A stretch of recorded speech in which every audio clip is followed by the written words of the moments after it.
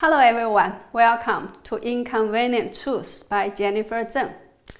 Imagine one day we live in a society with no cash or coins. People no longer need a wallet, as all your money is in digital or electronic form and saved on your phone. Whenever you need to pay for something, you just need to swipe your phone. Maybe you'll say we're already doing that. Well, what the Chinese Communist Party, the CCP, is rolling out in China now is very different from what we are already doing. This so-called DCEP, or digital currency electronic payment, which the CCP is pushing, could completely change ordinary Chinese people's lives and become a new powerful tool for the CCP to monitor and control Chinese people. It is also regarded by some commentators as a desperate struggle of the CCP as it braces for a complete decoupling with the US and tries to challenge the US dollar hegemony. Today, let's discuss these issues one by one.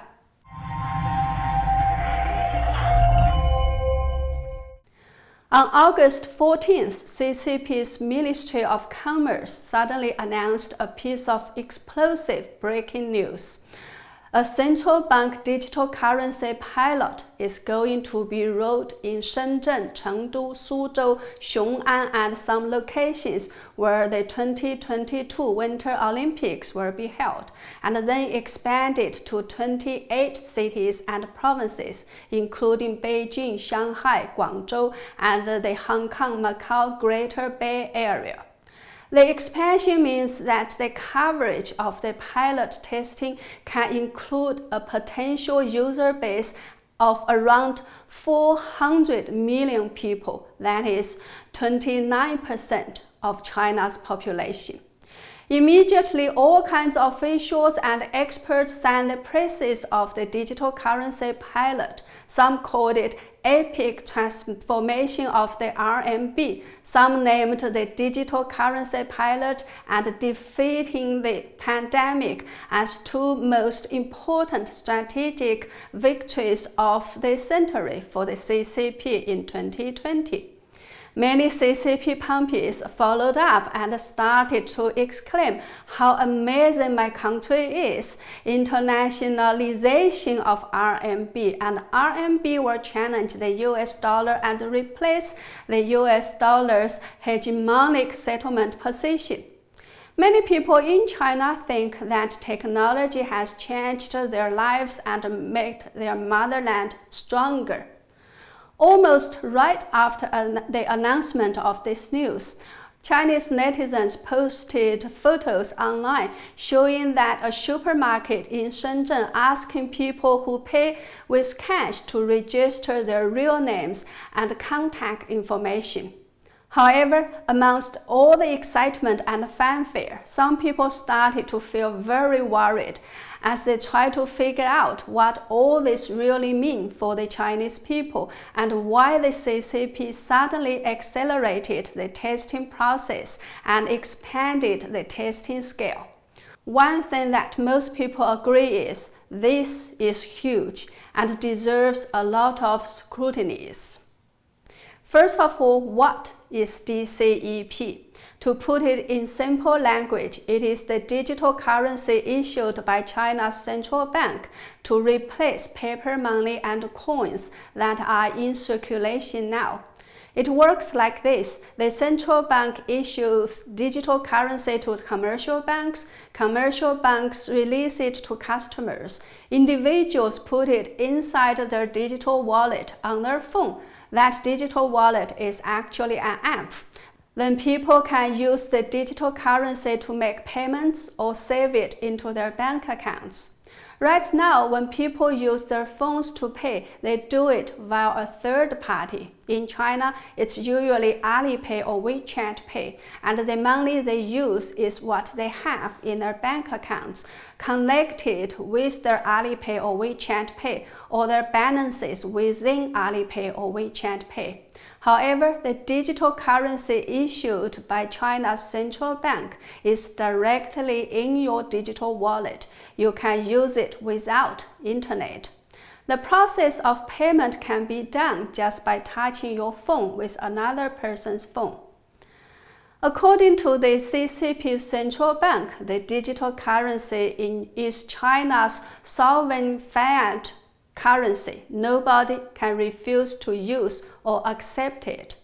In the meantime, Zeng, a consultant for the CCP's mouthpiece China Central TV, says that according to a central bank directors conference, the digital currency cannot be used to exchange gold or foreign currency.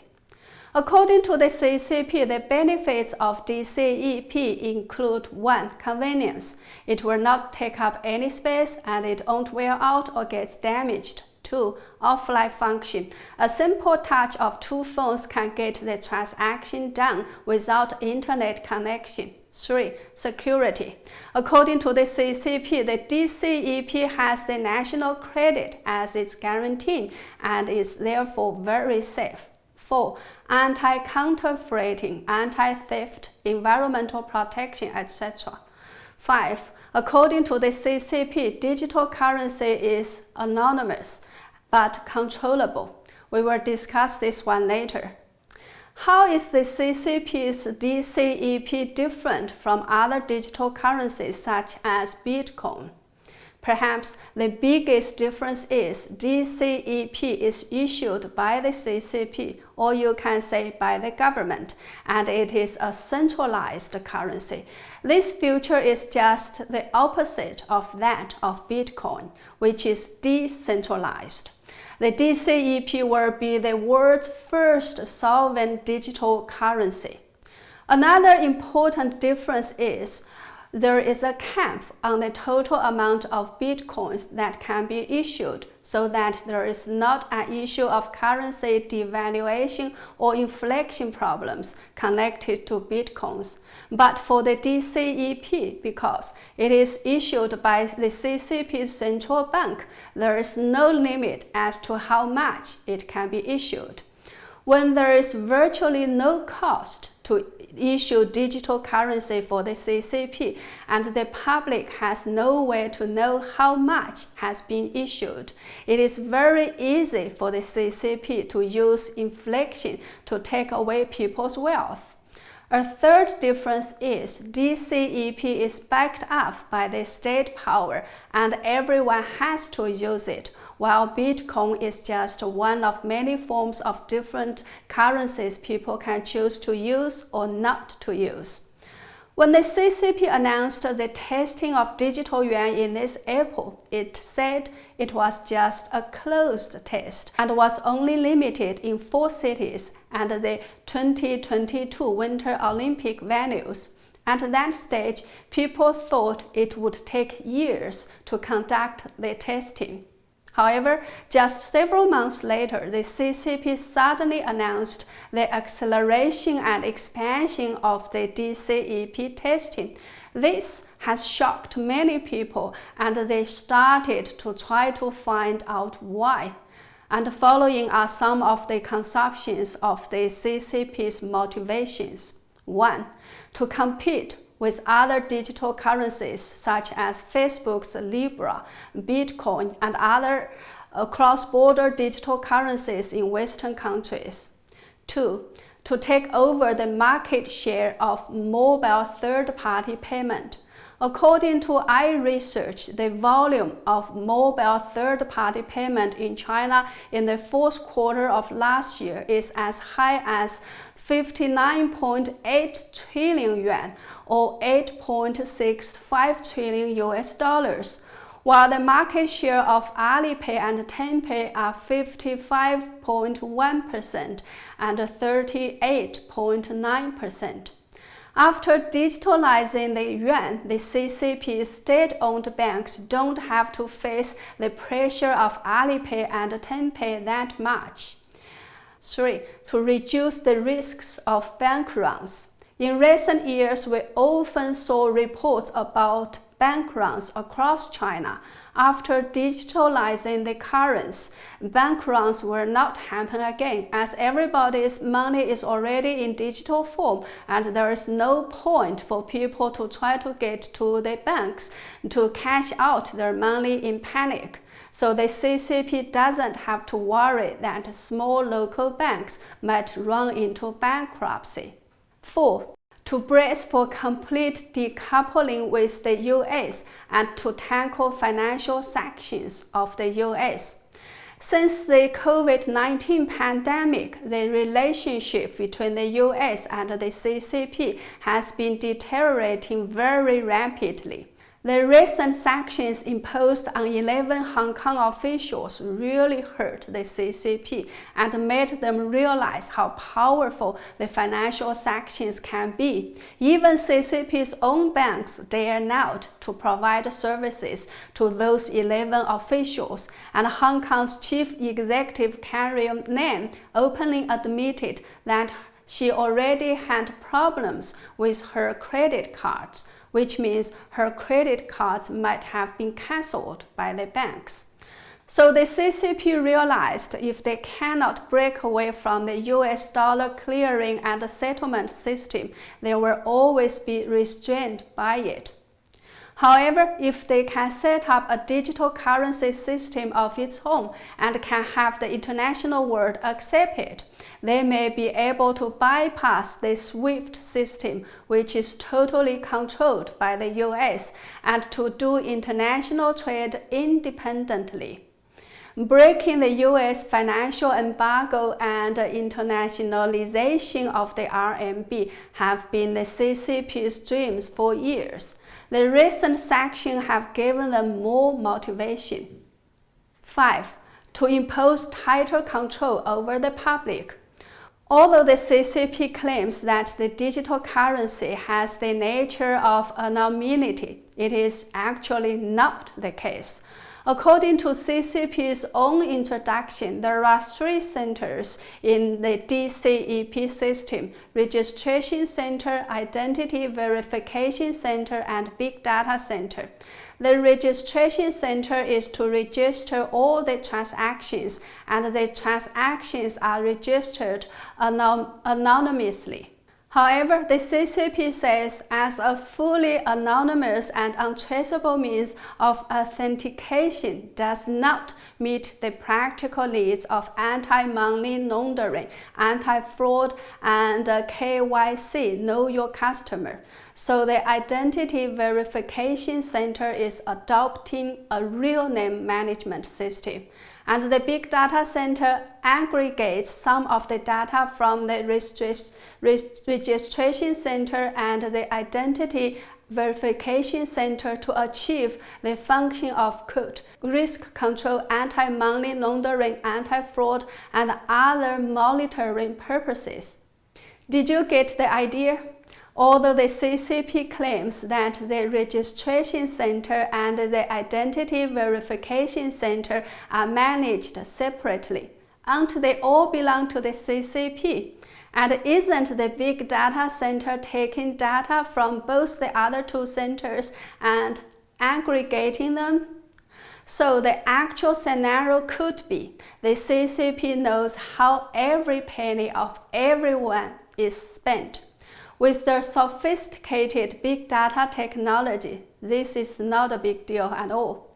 Let me give you a real example. Several months ago, when somebody in China was making a phone call on the bus, the local CDC wanted to reach him over the phone as well. As his line was busy, the CDC official's call couldn't get through. What do you think they can do under such a circumstance? Maybe you'll say, just wait for a few minutes until that guy finishes his call.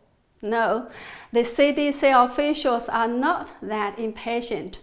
They immediately used the surveillance camera inside the bus, identified the person sitting next to the guy who was still talking over his phone, and then found out that person's phone number, and then called that person and asked him to tell the other guy to hang up his phone so that the CDC official could reach him. That person was so shocked and later on shared this story on social media. What shocked him more was that the other person sitting next to him didn't buy his bus ticket with his credit card, and that he just boarded the bus halfway and paid his ticket with cash. So that is how advanced the CCP surveillance and big data system are. They could identify a nobody on the bus in just a few minutes and to just make a phone call quickly. So, would you still believe that if you are spending every penny from your phone, which is registered with your real name anyway, will all your transactions be kept anonymous? 6. To prepare for a planned economy and internal circulation. As I have discussed in my last show about China's looming food crisis, with more and more countries are moving their supply chains out of China, Xi Jinping recently started to talk about internal circulation of the economy, stopping food waste, etc. And people are worrying that some kind of food or other rationing could be adopted again.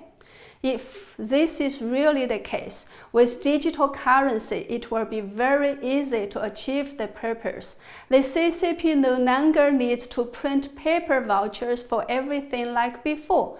Through your digital wallet, it is very easy to control how much of certain goods you can buy. After you've used up your quota, it is very easy to stop you from buying more by imposing a quota on your wallet. 7. Wipe out the inflation, control the devaluation of RMB. Right now, it is not sure whether the CCP will take back the same amount of paper money when they issue the digital currency. If they do, will they limit how much paper money each person can exchange for the digital currency? If some people have more paper money than the limitation, what can they do? If the CCP does not take back paper money, this digital currency will be a new currency. It can be used to wipe out CCP's previous man-made inflation problems, as well as people's hard-earned savings. It can also control the devaluation of RMB if one day RMB is no longer pegged to the US dollars.